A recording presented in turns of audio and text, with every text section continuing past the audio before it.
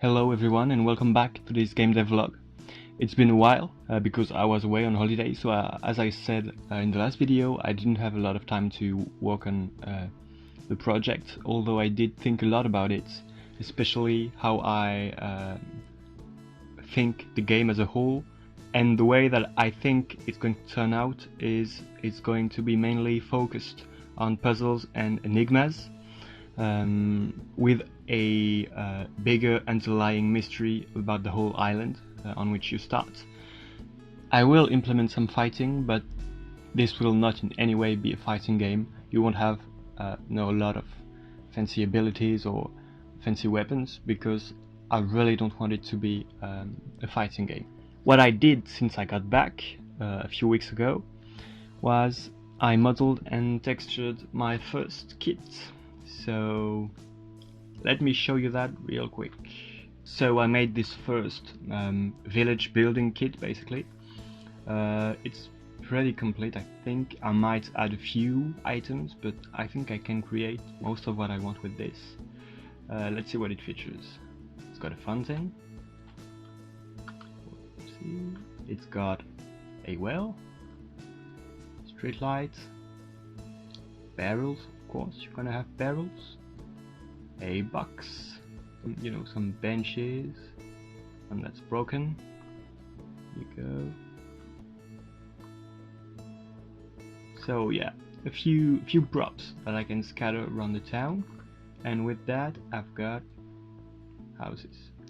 So I've basically got three house shapes. So these three, and on top of that I can add some details. That will make them a bit different. So I can change the size a bit. I can add a hanging lantern here. I've got an extension here, so kind of like having a small tower on your house. Looks good. I've got some kind of balcony which you can add there as well. So yeah, as you can see, a few different props that can make each house different, right? I also have a few random stuff like a milestone, a little wooden bin or something here, some wheel, just stuff that you can leave hanging around. I've got a statue as well, which is this big sphere. So I'll come back to that, I guess, in a future video.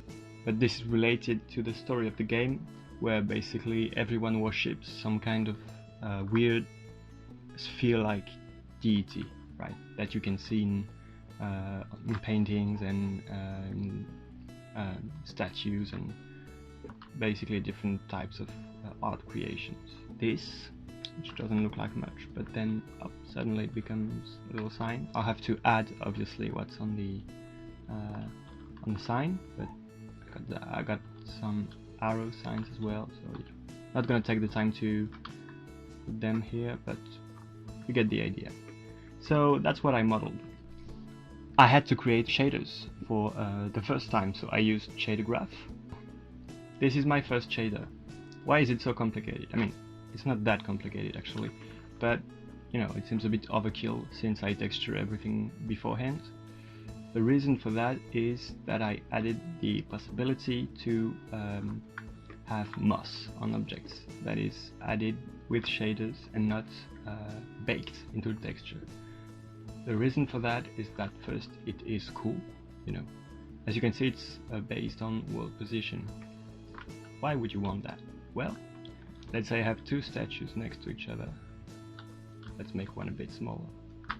They're not perfectly alike, so it helps, with having a lot of different, especially let's say for barrels. I'm probably going to have a lot of them. So what I do is just duplicate them. I can scale them a bit, and they won't be exactly the same thanks to the moss, generated moss. And so I have a bunch of settings here. I can make it very sharp, very blurry.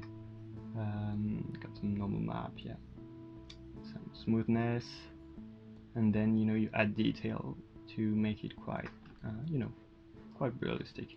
I'm pretty pleased with it. I think it works well, even on bigger objects, such as the fountain, you know. That's entirely generated. Let me show you here. And it can take over everything.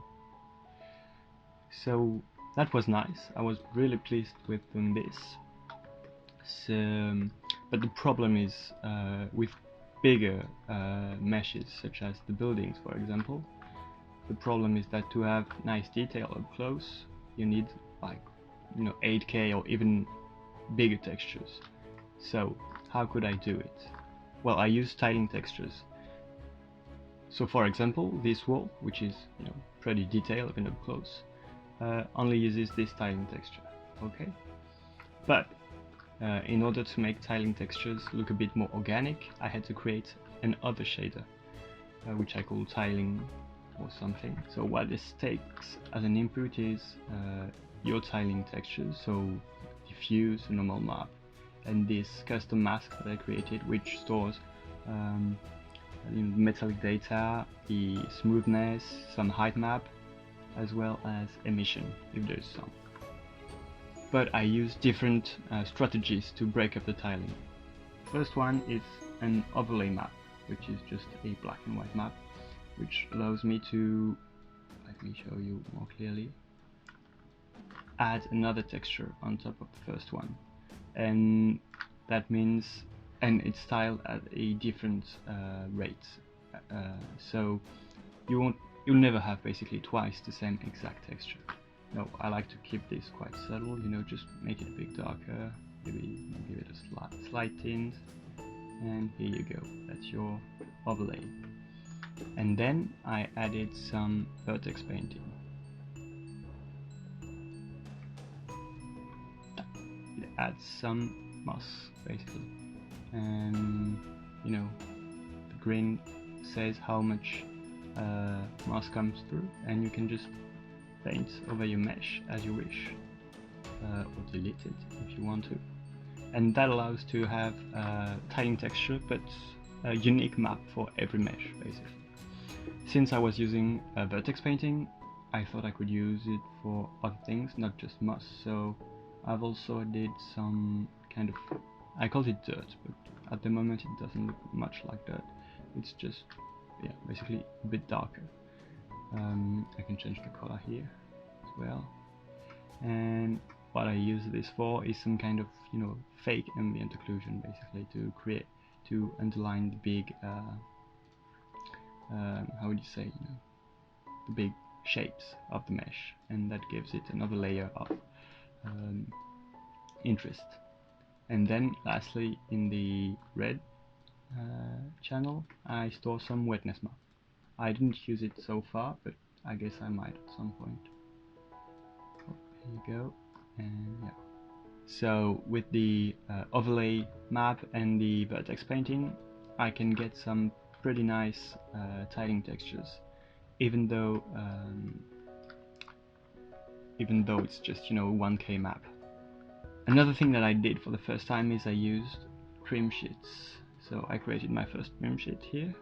For those of you who don't know what it is, it's basically a texture like this one that is tiling horizontally, and that you can use to texture big objects.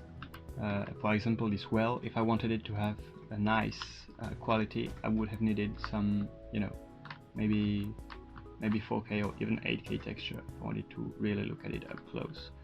But right here, this like 2K texture is fine, and I can reuse it for many meshes. So as you can see, it's just the same patterns and details that are reused everywhere, and I think it works pretty nicely here. I used it on the well as well. So using these first kits and these shaders, I tried to build my first level basically. It was pretty hard, and there was a lot of stuff I didn't know at the start and that I learned along the way, which means I had to redo a bunch of stuff, but I think I learned quite a lot doing it. And you can actually go see a time-lapse of me creating this first level on my channel, and I'll put a link in the description. It's not great, but it was a first approach. You know, I wanted to kind of see what would be the obstacles, what would be complicated. In the end, I am kind of happy with how it turned out. Clearly, I want my actual game to be better than this, because it still has a lot of defaults. But I did learn a lot, and one of the things I learned is that, as far as I know, there is no good foliage placement built in Unity. So, you know, just simple stuff like painting details or trees on one map, I didn't find anything that could do that. So what I did is I tried to build my own. It's not perfect, but it kind of works. It features Perlin noise. You can fill textures, you can erase trees or details from textures. You can also use height, slope to spawn all those trees. So I think it's a handy tool. Because of that, I'll probably release it so that you guys can have it and use it. So in order to do that, I'll have to kind of retake a look at the code and maybe make it a bit cleaner. Some things are not very fast. So for example, if you have like hundreds of thousands of trees, it's going to be very long to like destroy some trees based on slope, because basically the script has to go through every tree that exists and check whether it's on a certain slope. So in the video I'll kind of explain how you can use it, what are the drawbacks. I'll try and fix them, but honestly I think it's going to be more complicated than anything, and most of the stuff that script cannot do, you could just do manually very easily. And finally, I'm going to show you some creatures that I've been working on. So yeah, here are 4 creatures that I made, that I modeled and textured, and let me show you a bit what they look like. So first there's this little guy who's kind of cute and kind of creepy at the same time, which I like.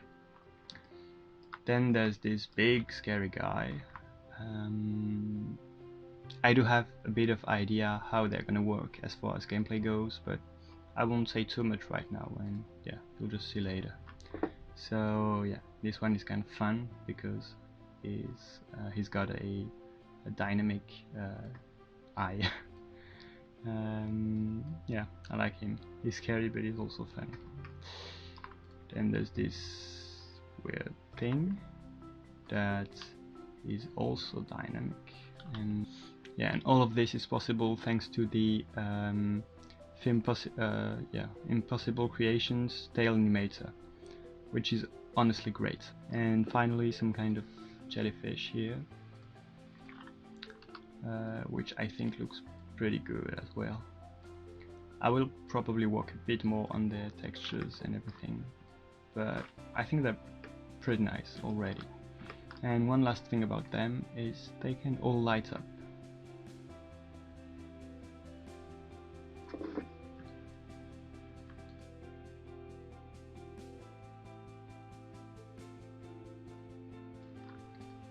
Yeah, I think it looks pretty nice.